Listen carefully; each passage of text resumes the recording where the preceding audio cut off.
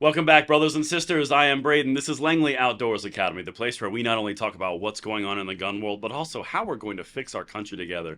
And the content that I'm about to show you is the liberals, the left, the gun controllers over at Slate Magazine, like way over there, like you're standing in the middle, you need a binoculars to look at them. They're so far on the political left. Literally, they are lining up to tell the liberals why the Rahimi case is actually a loss, even though they thought a win, but it's really not. It's a subversion loss. Guys, everything that I'm about to show you, you can't make this stuff up. It's linked in the description box below if you want to read it for yourself. I cannot wait to hear what you guys think because I need you in the comments. Tell me if I land this plane. And of course, make sure you hit that like button, subscribe to the channel, and turn the notification bell on if you want to spread this greatness of freedom onto the next generation. And thank you for that consideration. All right, beautiful people, put your freedom glasses on and make sure your aspirator is securely fastened because we're going into socialist land. Slate Magazine. All right. I actually had to graph this one. The thought process is that convoluted. We're going to get to that in a second. But let me just bring you up to speed on what's going on around the Rahimi case. This is the case that they just came out with that was all about domestic violence abusers and the accusations. And if you have a domestic violence restraining order, you can't have your gun rights. The left should be celebrating this per their own outlets. Like this is what they wanted, right? Well, turns out you can't make them happy. I'm shocked, you're shocked. Let's get into it. Check this out. The Supreme Court's gun decision is not a victory for women. Whoa, hold on. June 21st, 2024. So this is after the Rahimi case.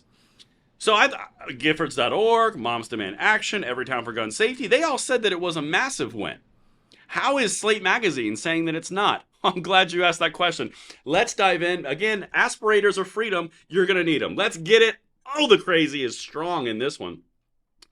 So, here's the backstory as they set it up in this article. The U.S. Supreme Court today broke from its recent embrace of gun rights, leaving in place a federal criminal law that makes it a felony for anyone subject to a civil domestic violence restraining order to possess a gun. That's part of why they're upset. Wait for it. As an advocate for survivors of domestic violence, today's outcome comes as a relief. Indeed, it is the result my organization, the ACLU, asked the court to reach. So it's what they wanted. It's a relief. But now is how we're going to go down the leftist socialist side where nothing's good enough. Check this out, because this, flip on the switch to wow, all right? Even so, liberals shouldn't, as in should not, take the decision as cause for great celebration. You're going to need to tell ABC, MSNBC, NBC, CBS, Moms Demand Action, all the other gun control groups, because they sure are doing some victory laps. But let's continue. That's because, while there is no doubt in my mind that preventing perpetrators of domestic violence from obtaining guns will help prevent further violence, this case was not about whether the respondent should have been able to buy a gun. The question was whether he should be sent to prison for having one. You see where this is shifting? Okay, if you don't, it's going to pay off right now. So insane. Then we're going to connect the whole thing together. As a feminist, I care about both gender-based violence and the violence of imprisonment. See where this is going? Gun laws, in particular, have helped to fuel mass incarceration and contributed to disproportionate imprisonment of black people and other people of color. Skirt. Slam the brakes. Put the Fred Flintstone feet down. Okay, let me catch you up to where we're at right now, beautiful people of freedom.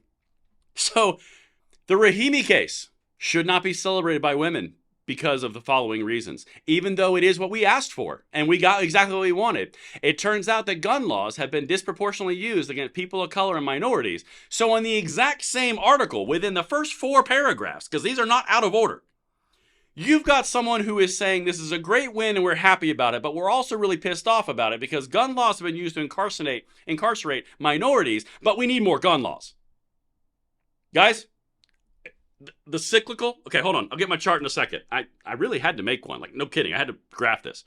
And here we go. The last culmination of injustice.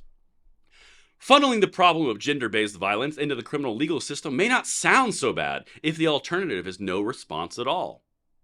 That's the problem the court faced in the Rahimi case. But that's a false choice, constructed via decades of reliance on criminal legal responses to violence in America's legislatures, executive branches, and state and federal courts. So in this entire thing, they are going down the road of decrying the prison system, the incarceration system for felons in the country because it disproportionately affects minorities. So, follow the leftist logic on this one because, again, they're saying that it's not a good thing. I read you the entire thing. So they wanted to win in the Rahimi case because they didn't want people to have guns. But now that it's a bad thing that they got to win in the Rahimi case, as they asked for in their amicus briefs from the ACLU, now it's a bad thing because it's going to put more people in prison. Does this start to sound familiar? Because if you go back to Colorado when they were passing laws that said you couldn't steal guns from cars and the Democrats shut them down, we covered it on this video and made that bill a non-existent bill because it would disproportionately affect minorities. That was the reason that they said. So inadvertently, they're saying minorities cause all the crime, the Democrats are. And meanwhile, you have the Slate magazine saying that we wanted Rahimi to work, but now we don't want it to work because it's actually going to put more people of color in prison. And by the way, that prison system is bad from decades of abuse.